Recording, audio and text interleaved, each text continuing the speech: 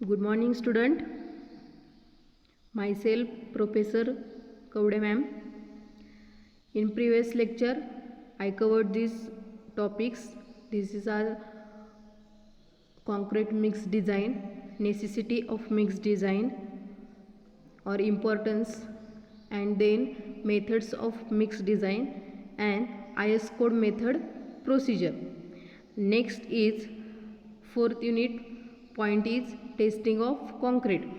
In third unit I teached testing of concrete for fresh concrete. Okay, in this lecture testing of concrete for hardened concrete. आपण third unit काय मध्ये बघितलं fresh कॉन्क्रीटच्या taste आणि आता बघणार आहे ते हार्ड कॉन्क्रीटच्या test. Okay,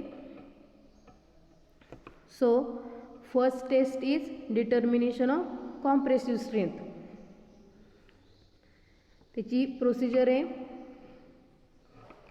this test is carried out by preparing test cube और टेस्ट सिलेंडर. आपल्याला काय करायचं आहे त्या टेस्टसाठी आपल्याला टेस्ट क्यूब किंवा टेस्ट सिलेंडर प्रिपेअर करायचा आहे. कसा प्रिपेअर करणार तर तुम्हाला cube moulds are made up for specimen size 15 into 15 into 15 centimeter and cylinder have 15 centimeter diameter and 30 centimeter height. Cube तयार करायचे. क्यूब मोल्डची साईज किती सांगितली तुम्हाला 15 centimetre into 15 centimetre into 15 centimetre ही क्यूबची साईज झाली. आता सिलेंडरची साईज किती आहे 15 सेंटीमीटर आणि 30 सेंटीमीटर हाईट. ह्या दोन्हीपैकी तुम्ही कोणतंही एक यूज करून कॉम्प्रेसिव्ह स्ट्रेंथ काढू शकता. ओके, तर जर आपण क्यूब तयार केले तर ते काय करायचे तुम्हाला मोल्डमध्ये कॉन्क्रीट भरायचं आहे. Okay, the concrete is hand compacted और मशीन कॉम्पॅक्टेड. तुम्हाला कॉन्क्रीट भरल्यानंतर ते तुम्ही हँड म्हणजे हाताने कॉम्पॅक्ट करू शकता किंवा मशीनने व्हायब्रेट करून कॉम्पॅक्ट करू शकता. तर कॉन्क्रीट फिल केल्यानंतर तुम्हाला काय करायचं आहे तो स्पेसिमन जो मोल्ड असेल त्याला काय करायचं आहे तुम्हाला the specimen are covered with wet gunny bags for 24 hours. म्हणजे काय करायचं तुम्हाला ते हार्ड होण्यासाठी 24 तासासाठी तुम्हाला काय करायचं आहे वेट गनी बॅग्स किंवा पोती असतात आपली त्यांनी काय करायचं तुम्हाला कवर्ड करायचे. ओके, ते 24 तास झाल्यानंतर तुम्हाला ते क्यूब काढायचेत आणि क्युरिंगसाठी ठेवायचेत म्हणजे पाण्यात ठेवायचेत. ओके, जेणेकरून काय होणार आहे ते हार्ड किंवा स्ट्रेंथ अचीव करणार आहे. पाण्यात ठेवायचे तुम्हाला किती दिवसासाठी तुम्ही 3 प्रकारचे मोल्ड तयार करू शकता.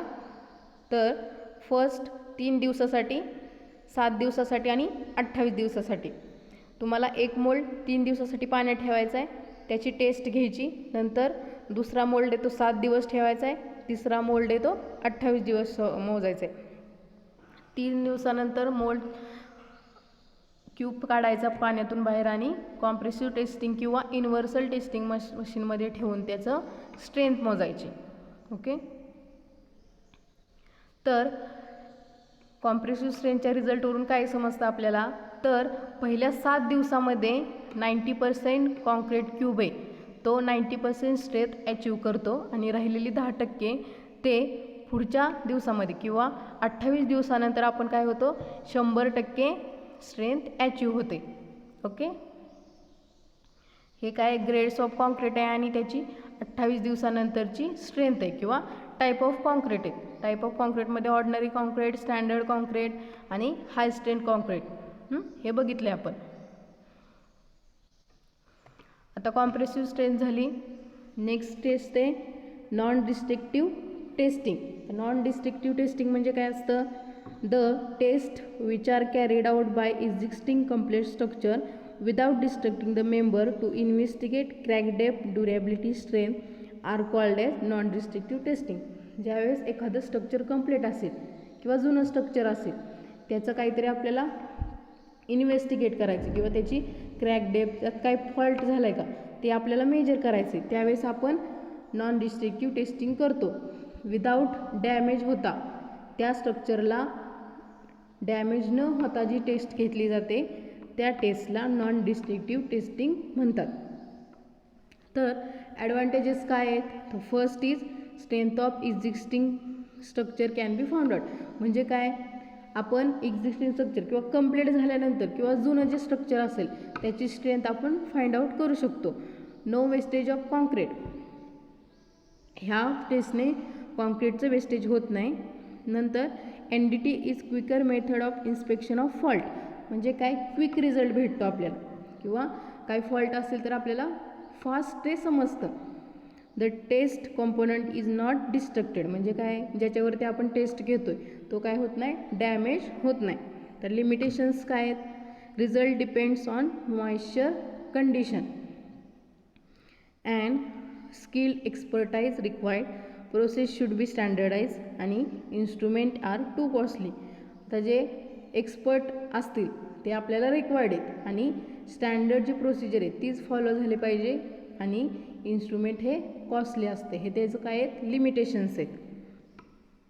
इम्पॉर्टन्समध्ये काय असणार आहे तुमचं, सेम जे ॲडव्हान्टेजेस आहेत तेच तुमचे इम्पॉर्टन्स असतील. आता मेथड्स आहेत. कोणत्या मेथड्स आहेत? तर मेथड्स ऑफ NDT कोणते आहेत? रिबॉन्ड हॅमर टेस्ट आणि पल्स वेलॉसिटी मेथड. कॉमनली ह्या दोन यूज करतात, रिबॉन्ड हॅमर टेस्ट आणि पल्स वेलॉसिटी टेस्ट. तर रिबॉन्ड हॅमर टेस्ट म्हणजे काय असतं? तर the rebound of rider weight from the plunger due to hammering action is measure. The distance of rebound rider weight is measured on scale which is proportional to the surface hardness of concrete. एक प्रकारचा काय असतो, rebound hammer. म्हणजेच काय, hammer म्हणजे काय, ठोकायचं. काय करणार, ह्या प्रकारचं इन्स्ट्रुमेंट असतं.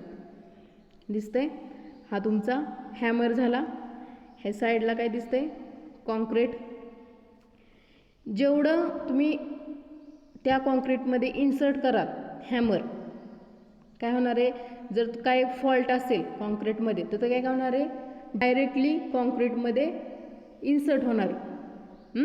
आणि जास्त फोर्स किंवा प्लंजर हा कॉन्क्रीटमध्ये इन्सर्ट नाही झाला तर ते काय असणार आहे, हार्ड असणार आहे. ते कॉन्क्रीट काय असणार आहे, हार्ड असणार आहे. ह्याच्यावरून काय समजणार आहे आपल्याला, त्याची क्वालिटी ऑफ कॉन्क्रीट. ओके, आता प्रोसिजर बघूया आपण कशी असते ती.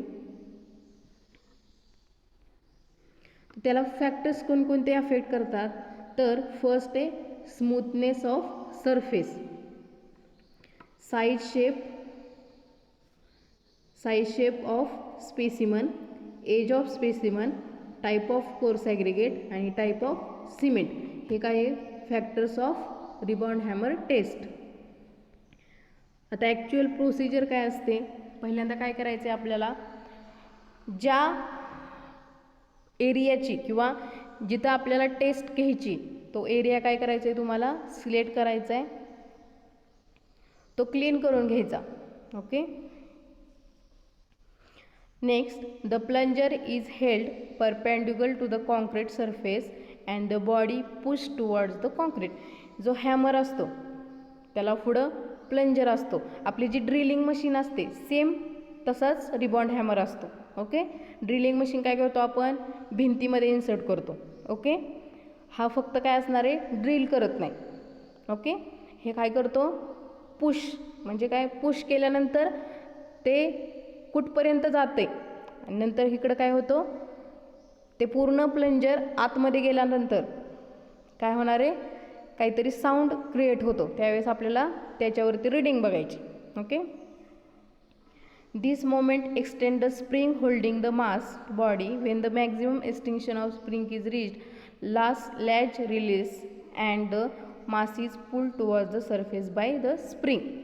काय होणार आहे, स्प्रिंग असते एक प्रकारची. काय होणार आहे, जेवढं आपण पुश करेल ते काय होतं, पुश केल्यानंतर प्लंजर सगळा स्प्रिंगने पाठीमागे जातो आणि प्लंजर सगळा आतमध्ये जाऊन काय होणार आहे, एक प्रकारचा साऊंड क्रिएट होतो.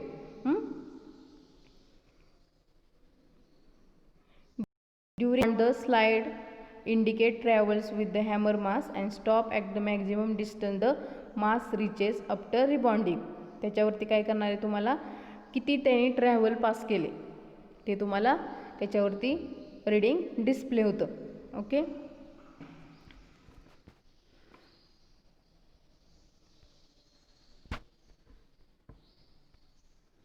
ह्याच्यावरती स्केल असते, त्याच्यावरती तुम्हाला काय होणार आहे, इथं स्प्रिंग दिलेले,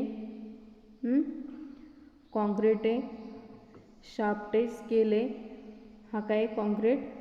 तुम्हाला जर ह्यामध्ये समजले नसेल तर मी एक प्रॅक्टिकल कसं केलं जातं रिबॉन्ड हॅमर टेस्टचं तो व्हिडिओ सेंड करीन, तो बघा. त्यामुळे तुम्हाला ॲक्च्युअल कशी प्रोसिजर असते ते समजेल.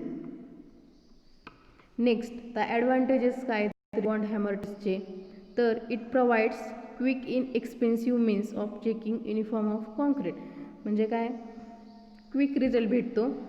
दिस test can be conducted horizontally, vertically, upwards और डाऊनवर्ड्स. म्हणजे काय, कुठल्याही अँगलने आपण ही टेस्ट कंडक्ट करू शकतो. ओके. आणि this is simple in use. Simple use करण्यासाठी पण सिम्पल आहे. Failure of concrete may does not takes place. म्हणजे काय, फेल्युअर होत नाही कॉन्क्रीटचं जर जास्त कमी प्रमाणात हेअर क्रॅक्स किंवा निग्लिजिबल किंवा एकदम लहान क्रॅक्स असतील ते सुद्धा आपण ह्याने डिटेक्ट करू शकतो. ओके. आता लिमिटेशन्स काय आहेत, तर result depends upon type of cement, coarse aggregate and their size. And result may also be affected by shapes and rigidity of aggregate, age of specimen, type of cement. Okay. Next test is, कशामधली test बघतोय आपण, methods of NDT. Okay. त्याच्यामधली ultrasonic pulse velocity method. आता नावावरूनच आपल्याला काय समजते, ultrasonic pulse velocity method म्हणजे काय, आपल्याला एक वेव्स तयार करायचे. ओके. तर काय करायचं, त्याचं वर्किंग प्रिन्सिपल काय आहे. Working principle of pulse velocity method is the relation between time taken for the pulse of ultrasonic sound to travel through concrete and coming back the compressive strength of concrete. म्हणजे काय करायचं आहे तुम्हाला, ultrasonic pulse म्हणजे काय, waves pass करायच्यात त्या कॉन्क्रीटमधून. Okay. आणि त्या कमिंग परत रिटर्न किंवा रिसीव होतात. तर तो जो टाईम आहे त्यातूनच आपल्याला काय करायचं आहे, स्ट्रेंथ डिटरमाइन करायची. तर प्रोसिजर काय असणार आहे, ultrasonic pulse velocity method consists of measuring the time travel of ultrasonic pulse passing through the concrete to be tested. Okay. The electronic circuit generates pulse and transistor transform the electronic pulse into mechanical vibration having frequency between 15 to 50 kHz. Okay. काय करायचे तुम्हाला, एक transmitter असणार आहे म्हणजे जो transfer करणार आहे, वेव्ज ट्रान्सफर करणारे, आणि दुसरा असणार आहे तो रिसिव्हर म्हणजे तो काय करतोय, वेव्ज रिसीव्ह करतोय. त्या दोन्हीमधला जो ट्रॅव्हल टाईम आहे ते तुम्हाला काय करायचं आहे, मेजर करायचं आहे. तो कसा मेजर होणार आहे, इलेक्ट्रॉनिकली मेजर होणार, म्हणजे आपल्याला ॲटोमॅटिक आपल्याला तो डिस्प्ले होणार आहे. ओके. आता ह्या प्रकारे बघा, there are 3 ways of measuring pulse velocity. आपण कोणकोणत्या प्रकारे पल्स वेलॉसिटी मेजर करू शकतो. तर डायरेक्ट ट्रान्समिशन म्हणजे काय, डायरेक्ट ट्रान्समिशन दिसतंय तुम्हाला, काय केलेलं आहे डायरेक्ट ट्रान्समिशनमध्ये,